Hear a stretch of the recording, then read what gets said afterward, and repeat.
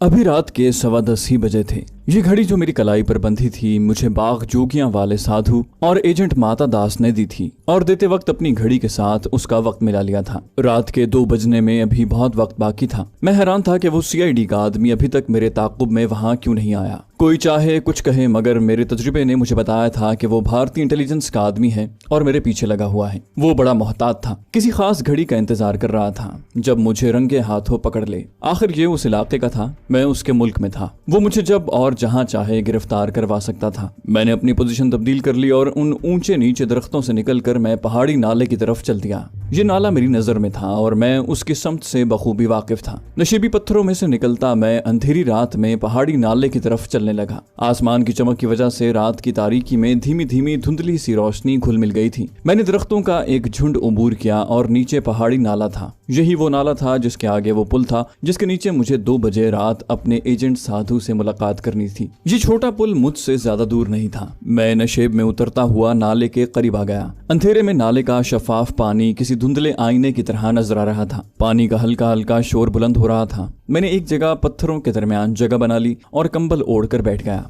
शबनम गिर रही थी जिसका मेरे मुंडे हुए सर पर असर हो रहा था। मैंने कंबल अपने सर के ऊपर कर लिया। वक्त बड़ी सुस्त रफ्तारी से गुजर रहा था मगर कमांडो ट्रेनिंग के दौरान हमें इसकी खास तौर पर मशक करवाई गई थी। हमारा फौजी इंस्ट्रक्टर हमारे हाथ पांव बांध कर हमें किसी दरख्त के साथ जकड़ देता और हम सारी रात उस दरख्त के साथ जकड़े रहते। आज भी कमांडो ट्रेनिंग के वो दिन याद आते हैं तो कानों में से शां शां की आवाज निकलने लगती है। हमें घोड़ों की तरह दौड़ना, ऊंटों की तरह बगैर कुछ खाए पिए मीलों चलना और लोमड़ी जैसी मक्कारी से अपना रास्ता बनाना और सांप, मेंढक और खारदार झाड़ियां खाना सिखाया गया। हमें अजियतें दी गई कि अगर कभी दुश्मन के हत्थे चढ़ जाएं तो उनकी अजियतों से घबरा कर राज फाश न कर दें। हमें बंदर से भी ज्यादा पथरीला बनाया गया। हमें एक दरख्त से दूसरे दरख्त पर छलांग लगाने की मशक करवाई गई। साथ ही साथ हमें दुश्मन पर उकाब की तरह झपटने और देखते ही देखते उसे फना कर डालने की तरबियत भी दी गई थी। हमें सूखे पत्तों पर चीते की तरह चलने की ऐसी ट्रेनिंग दी गई थी कि हमारे कदम पत्तों पर पड़े मगर आवाज बिल्कुल पैदा ना हो। हमें बेहथियार लड़ाई की मशकें करवाई गईं और इंसानी जिस्म के तमाम तर नाजुक रगों, हड्डियों और आजाद से सर्जन डॉक्टरों की तरह आगाह किया गया और बताया गया कि हमें दुश्मन पर कहां कारी जरब लगानी है। मैं कंबल में उकड़ू बैठा था। मेरे चारों तरफ अंधेरा था। अगरचे उस अंधेरे की मेरी आंखें आधी हो चुकी थीं और सांप की आंखों की तरह मैं अंधेरे में हर शय देख रहा था। नाले का पानी मुतरन्नम मुसीकी पैदा करता मेरे सामने से गुजर रहा था। शबनमी फजा में तरह तरह की जड़ी बूटियों और घास पत्तों की बू रची हुई थी। यूं ही रात के 12 बज गए। मैंने वक्त काटने के लिए नाले पर जाकर मुंह हाथ धोया। पानी इस कदर ठंडा था कि हाथ डालते ही मेरी कुल्फी जम गई। चेहरे पर सिर्फ एक छींटा मार सका। उससे ये फायदा जरूर हुआ कि नींद का रहा सहा एहसास भी खत्म हो गया।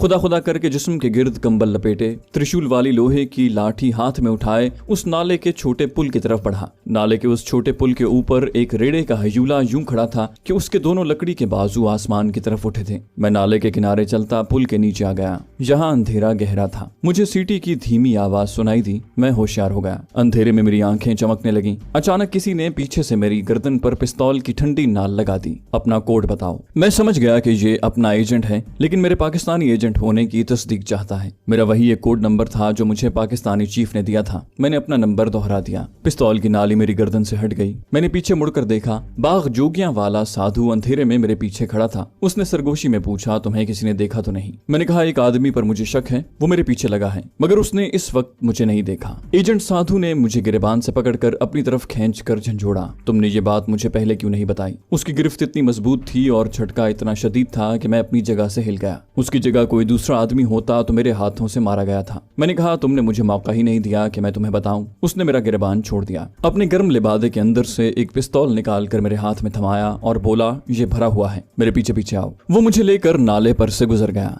हम दूसरी तरफ की ढलान चढ़ने लगे। ऊपर एक सड़क थी जिसके किनारे कहीं कहीं खंभों पर मध्यम बल्ब रोशन थे। हम एक लकड़ी के खोखे के पास जा निकले थे जो बंद था और सामने लकड़ी का एक खाली बेंच रखा था। हम खामोशी से सड़क के किनारे किनारे मगरिब की समत जा रहे थे। मेरा साथी खामोश था। मैं भी कोई बात नहीं कर रहा था। ये कोई बड़ा ही अहम और खतरनाक फौजी मिशन था और कमांडो होने की हैसियत से मुझे मालूम था कि अशद जरूरत के सिवा जबान से एक लफ्ज नहीं निकालना होगा। मेरा गाइड एजेंट एक जगह सड़क के नीचे उतर गया। यहाँ एक छोटी सी पहाड़ी पहाड़ी पगडंडी दूर खेतों में जा रही थी। अंधेरे में खेतों की ऊंची फसल एक दीवार की तरह नजर आ रही थी। इन खेतों के बाजू में से चंद एक मकान घुप अंधेरे में खामोश खड़े थे। हम इन खेतों में से भी गुजर गए। अब एक नाहमवार सा मैदान आ गया। मैदान को अबूर किया तो जम्मू की मशहूर नदी तवी दिखाई दी। ये नदी ढलानी किनारों के बीच में बह रही थी। दूर उसी नदी पर बना हुआ शहर जम्मू का बड़ा पुल था जिसकी बत्तियां झिलमिला रही थीं। मेरा साथी नदी पर पहुंचकर रुक गया। अंधेरे में उसने बाएं जानिब देखा और फिर मुझे लेकर उस तरफ चल दिया जहां एक छोटा सा घाट था। छोटी बड़ी 6-7 कश्तियां किनारे पर खड़ी थीं। उसने इशारे से मुझे पीछे आने को कहा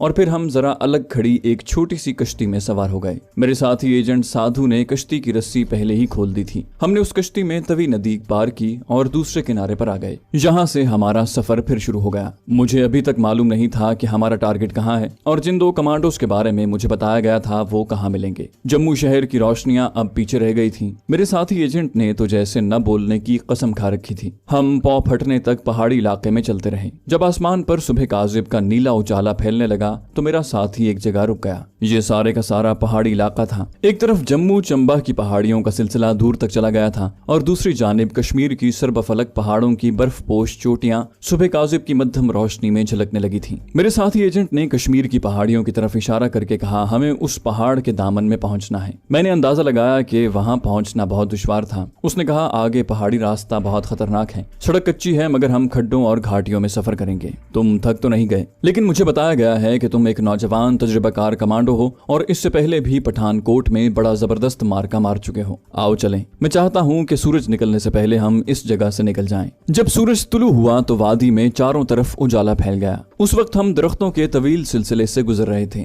ठंडी हवा चल रही थी लेकिन चलते रहने की वजह से मुझे सर्दी नहीं लग रही थी बल्कि पसीना आ रहा था। एक जगह सरसब्ज झाड़ियों के दरमियान शफाफ चश्मा बह रहा था। हमने मुंह हाथ धोया, मकई की रोटी अचार के साथ खाई जो मेरा साथी अपने झूले में डालकर साथ लाया था। अब दिन खूब निकल आया था। दरख्तों में से धूप छन छन कर आ रही थी। मेरा साथी साधु माता दास अब भी खामोश था। मैं भी मसलहतन उससे ज्यादा बातचीत नहीं कर रहा था। उसने अपने साधुओं के झोले से कागज के टुकड़े पर बना हुआ नक्शा निकाला और उसे गौर से देखने लगा। फिर नक्शा फाड़ कर चश्मे के पानी में बहा दिया। उठकर जंगल में एक पहाड़ी ढलान की तरफ देखा और मुझे इशारे से पीछे आने को कहा। मैं चाबी दिए खिलौने की तरह उसके पीछे चल पड़ा। हम नशेब से उतरकर एक वादी में आ गए। ये गैराबाद वादी थी जहाँ छोटे दरख्तों और झाड़ियों की भरमार थी। दोपहर तक हम उस वादी में चलते रहे। दोपहर के 2 बजे हम एक छोटी सी पहाड़ी नदी के पास बैठ गए। थोड़ी सी रोटी खाई, नदी का ठंडा पानी पिया, मुंह हाथ धोया और फिर अपने सफर पर रवाना हो गए। एक गहरी खड्ड उबूर करके छोटी छोटी पहाड़ी टेकरियों के गैर हमवार मैदान में आ गए थे। इन टेकरियों के पीछे ऊंचे ऊंचे पहाड़ों का सिलसिला था जिनकी चोटियों पर कहीं कहीं सफेद बर्फ धूप में चमक रही थी। चंद एक टेकरियों को पार करने के बाद एक टेकरी के अकब में बड़ी सी चट्टान खड़ी थी। मेरे साथी एजेंट ने चट्टान की तरफ इशारा करते हुए कहा, ये तुम्हारी पहली मंजिल है। चट्टान जहाँ से शुरू होती थी वहाँ इतना ऊंचा जंगली घास था कि उसमें हाथी भी छुप जाए तो किसी को पता नहीं चल सकता था। हम उस घास में दाखिल हो गए। यहाँ चट्टान में एक गार का शिगाफ नजर आया जिसके मुंह पर ऊपर से लटकने वाली बेलों ने झालरें से डाल रखी थी। गार का धाना तंग था मगर अंदर से काफी खुला गार था। हम यहाँ बैठ गए। मैंने अपना कंबल उतार कर पास रख लिया। मेरे साथी साधु एजेंट ने कहा, तुम आराम कर सकते हो। तुम्हारे साथी कमांडो इसी जगह पहुंचने वाले हैं। यहाँ मेरा मिशन खत्म होता है। मैं तुम्हें दीगर साथियों के सुपुर्द करके वापस चला जाऊंगा। आगे तुम जानो तुम्हारा काम। मैंने दबी जबान में पूछा कि हमारा मिशन क्या है। मेरे एजेंट साथी ने सर नफी में हिलाया। ये मुझे कुछ मालूम नहीं है। इस ऑपरेशन की तफसील तुम्हें कमांडो ही बता सकेंगे। अब खामोशी से आराम करो। तुम्हें आगे शायद सोना नसीब ना हो। मैं कंबल का सरहाना बनाकर लेट गया। मैंने आंखें बंद कर ली।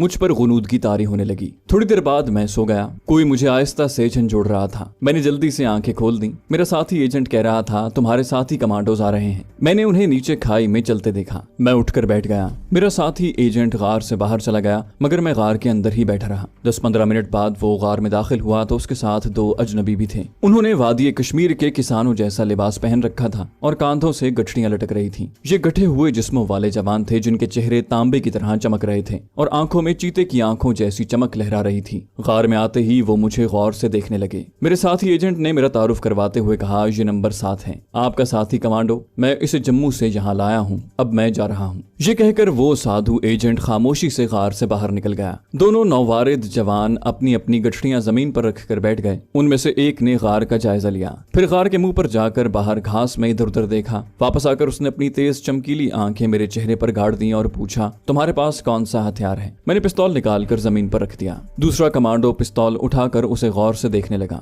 बोला, तुम भी मिलिट्री ऑपरेशन पर गए थे नंबर 7? मैंने कहा, हाँ, पठानकोट मिशन था। पहले वाला कमांडो बोला, तुम्हारे बारे में हमें यही बताया गया था, मगर तुम तो अभी नौजवान हो। कौन सी कमांडो रेजिमेंट में थे? मैंने अपना मजीद थोड़ा सा तारुफ करवाया। ये दोनों तरबियत याफ्ता कमांडो थे और उनका ताल्लुक बाकायदा एक कमांडो रेजिमेंट से था। इससे ज्यादा मैं इन जांबाज कमांडो के बारे में कुछ नहीं बता सकता। वो अल्लाह और उसके रसूल सल्लल्लाहु अलैहि वसल्लम की खुशनुदी के लिए दुश्मन पर कारी ज़र्ब लगाने और अपनी जानें कुर्बान करने दुश्मन के इलाके में घुस आए थे। उन्होंने एक नक्शा निकालकर जमीन पर फैला दिया और मुझे उस खतरनाक फौजी मिशन के बारे में तफसीलात बताई। ये मिशन एक बहुत बड़े और नाजुक फौजी अहमियत के पुल को तबाह करने का मिशन था। ये पुल कश्मीर की वादी में एक ऐसे नाजुक मकाम पर वाक़ था जहां वो दो पहाड़ों को एक दूसरे से मिलाता था। पुल एक तेज रफ्तार पहाड़ी नाले पर बना हुआ था और उससे टैंक बड़ी आसानी से गुजर सकते थे। पुल के दोनों जानिब भारतीय फौज की एक डिवीजन मुनक़सिम थी। आधी डिवीजन दूसरी तरफ छावनी डाले हुए थी। दोनों डिवीजन और जम्मू और कश्मीर की वादी के दरमियान फौजी नक्लो हरकत का यही एक वाहिद जरिया था जो सर्दियों में भी काम आ सकता था, जबकि दूसरी सड़क बर्फबारी की वजह से बंद हो जाती थी। कश्मीर में दुश्मन के जितने भी पुल थे उनमें से उस पुल की बड़ी अहमियत थी। इस पुल को कमांडो ऑपरेशन के जरिए उड़ाने का फैसला किया गया था, क्योंकि शायद आपको मालूम न हो कि पहाड़ी इलाकों में पुलों को बमबारी के जरिए तबाह करना जान जोखों का काम होता है। आसपास पहाड़ियों की वजह से एक तो हवाई जहाज ज्यादा नीचे नहीं जा सकते, दूसरे बुलंदी से ये पहाड़ी पुल इतना छोटा टारगेट नजर आते हैं कि उन पर गिराए जाने वाले बम अक्सर निशान से इधर उधर हटकर गिरते हैं। दूसरी मुश्किल ये होती है कि दुश्मन ने इस किस्म के नाजुक अहमियत के हामिल पुलों के इर्द गिर्द तैयारा शिकन गन्ने लगाई होती हैं। जहाज अगर नीचे आता है तो बड़ी आसानी से दुश्मन की जद में आकर हिट हो जाता है। दुश्मन की तैयारा शिकन गन्ने बड़ी आसानी से उसे निशाना बना लेती हैं। चुनाचे इस किस्म के अहम पुलों को अक्सर कमांडो ऑपरेशन के जरिए ही उड़ाने की कोशिश की जाती है। कमांडो ऑपरेशन में चंद एक कमांडो जवानों की शहादत का ही अंदेशा होता है, लेकिन ऑपरेशन अगर सही और कामयाब उसूलों पर अमल पजीर हो और दुश्मन बेदार न हो जाए तो पुल को तबाह कर दिया जाता है। दुश्मन के पेट में घुसकर उसके किसी जबरदस्त फौजी अहमियत वाले पुल को तबाह करना आसान काम नहीं होता, क्योंकि दुश्मन वहां हर वक्त चौकस रहता है। मेरे दोनों साथी उम्र में मुझसे बड़े और इंतहाई तजुर्बाकार और माहिर कमांडोज थे।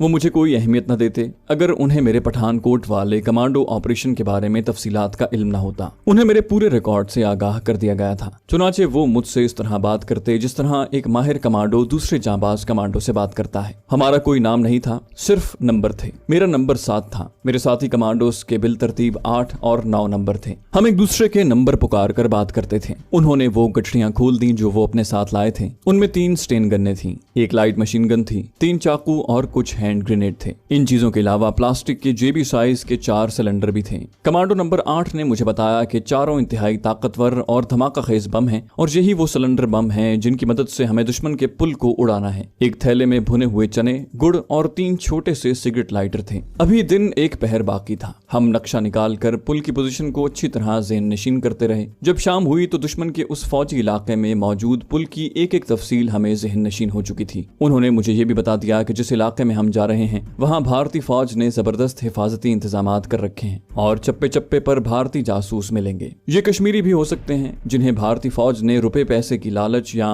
उनके कुंबे को खत्म कर दिए जाने की धमकी की वजह से खरीद रखा हो। हमें उनसे खबरदार रहना होगा। पुल वहाँ से एक रात और एक दिन की पैदल मुसाफत पर था। वो अपने साथ मेरे लिए कश्मीरी देहाती लिबास भी लाए थे। मेरा हिंदू साधुओं जैसा लिबास उतरवा कर कश्मीरी किसानों का लिबास पहना दिया गया। मेरे माथे पर लगी तिलक की 3 लकीरों को भी मिटा दिया गया। शाम जब गहरी हो गई तो हमने चलने की तैयारी शुरू कर दी। हमारे पास जो असलहा था उसे गठरी से निकालकर हमने अपनी अपनी कमर के गिर्द लंबे कुर्तों के अंदर बांध लिया। चने और गुड़ वाला थैला नंबर 9 ने अपने हाथ में पकड़ लिया। रवानगी से पहले हमने थोड़े बहुत चने खाकर थर्मस में से 2-2 घूंट पानी पिया। घड़ियां मिलाई। मेरे दोनों कमांडो साथी कश्मीरी जबान बड़ी रवानी से बोल लेते थे, लेकिन मैं कश्मीरी जबान से नावाकिफ था। चुनाचे मुझे हिदायत की गई थी कि अगर वादी कश्मीर का कोई शख्स या कोई भारतीय फौजी मुझसे बात करे तो मैं गूंगा बन जाऊं। मुखातिब को इशारों से बताने की कोशिश करूं कि मैं कश्मीरी किसान हूं और अपनी बहन के गांव जा रहा हूं। अगर दूसरा शख्स कायल न हो और मेरी तलाशी लेने की कोशिश करे तो उसे फौरन हलाक कर डालूं। अंधेरा जब चारों तरफ पहाड़ों और टेकरियों को अपनी लपेट में ले चुका तो हम गार के सामने उगे हुए ऊंचे घास से बाहर निकले। हम एक दूसरे के दरमियान चंद कदम का फासला डालकर चल रहे थे।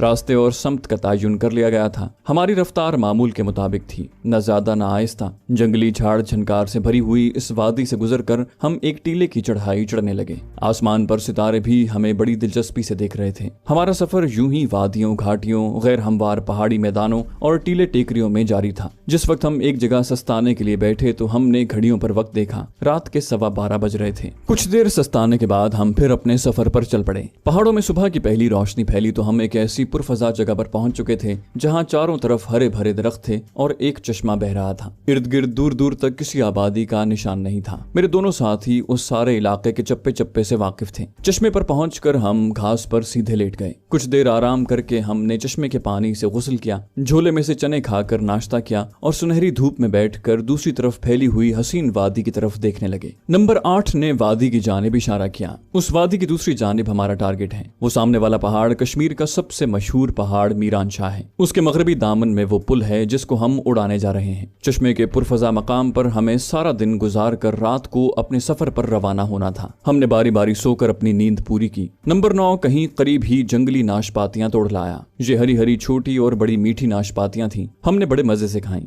असलहे को चेक करके धूप लगाई गई। पुल के नक्शे का एक बार फिर बगौर मुताला किया गया। कमांडो नंबर 8 कहने लगा, पुल की दोनों जानिब फौज की पिकेटें और पोस्टें हैं। पुल के मशरकी किनारे के ऊपर जो टीला है उस पर बड़ी फौज पोस्ट है जहां हैवी मशीन गन लगी है। 2 मार्टर तोपे भी हैं जिनका रुख कुदरती तौर पर पुल की बजाय पीछे पुल की तरफ आती सड़क की जानिब होगा। हमें इस चेक पोस्ट को पहले उड़ाना होगा। नंबर 9 ने अपनी दाढ़ी खुजाते हुए कहा, ये काम मैं करूंगा। तुम पुल के नीचे डायनामाइट लगाओगे और नंबर 7 तुम डायनामाइट सिलेंडर लगाने में नंबर 8 की मदद करोगे। सूरज पहाड़ों के पीछे उतरा तो वादी में एकदम अंधेरे का गुबार सा फैल गया। रवानगी से पहले हमने एक बार फिर घड़ियां मिलाईं और अल्लाह का नाम लेकर नीचे वादी में उतरना शुरू कर दिया। जब हम वादी में पहुंचे तो रात हो गई थी। दूर एक गांव में रोशनी हो रही थी। एक हेलीकॉप्टर गड़गड़ाता हुआ आसमान पर दिखाई दिया। हम फौरन घास में लेट गए। हेलीकॉप्टर की सुर्ख और नीली बत्तियां जल बुझ रही थीं। वो शोर मचाता हमारे सरों पर से गुजर रहा था। ये रैकी हेलीकॉप्टर था। भारतीय फौज यहाँ हर वक्त चौकन्ना रहती है। वो पाकिस्तानी कमांडोज की सरफरोशाना सरगर्मियों से खाइफ है। जब हेलीकॉप्टर दूर पहाड़ की बुलंदी पर चला गया तो हम उठे और आगे रवाना हो गए। मुझे एहसास हुआ था कि अब इंडियन आर्मी का इलाका शुरू हो गया है, लेकिन अभी उनकी मिलिट्री पोस्टें काफी दूर थीं।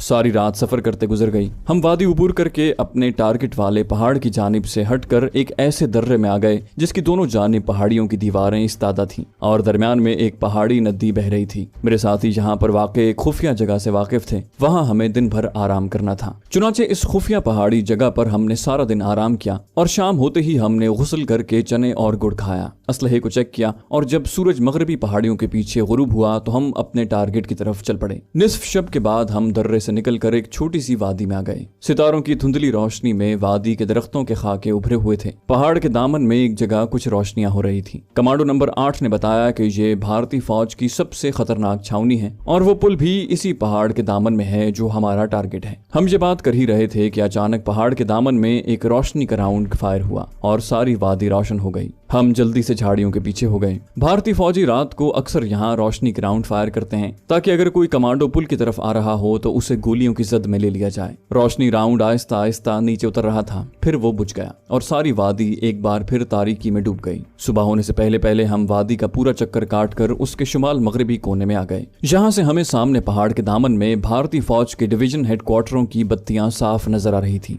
यही हमारा टारगेट था।